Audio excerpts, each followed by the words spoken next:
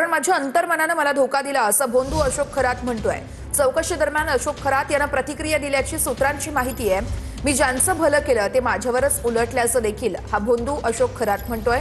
महिलांसोबत केलेलं कृत्य हा एक विधीचाच भाग असल्याचंही खरातनं बोलून दाखवलंय। अशोक खरातचा कोठडीत देखील मंत्र जप सुरू असल्याचं सूत्र सांगतात। यापुढे मी फक्त माझ्या मेंदूचेच ऐकणार असं भोंदू खरात बोलल्याची देखील सूत्रांची माहिती आहे।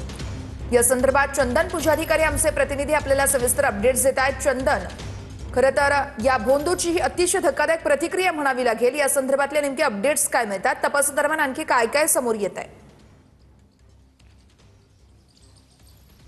श्वेता, खरं तर पोलीस कोठडीमध्ये असलेला हा भोंदूबाबा अशोक खरात जो आहे तो या ठिकाणी उद्विग्न झालेला आहे आणि पोलिसांसमोर सध्या जो काही तो पुटपुटतोय त्याच्यामुळे त्याची ही उद्विग्नता किती टोकाला गेलेली आहे हे आपल्याला लक्षात येतं।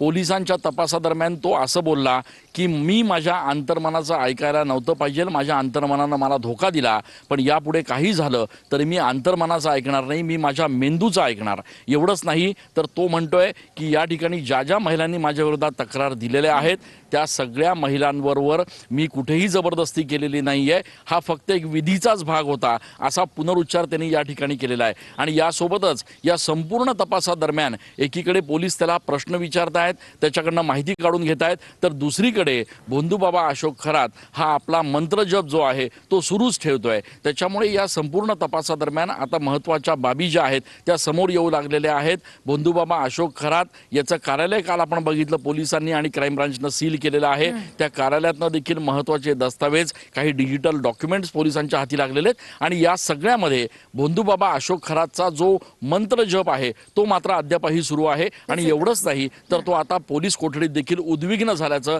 या ठिकाणी बघायला मिळतंय। श्वेता, निश्चितच चंदन, यावरती आपलं लक्ष राहीलच। तुर्तास धन्यवाद दिलेल्या सविस्तर माहितीसाठी।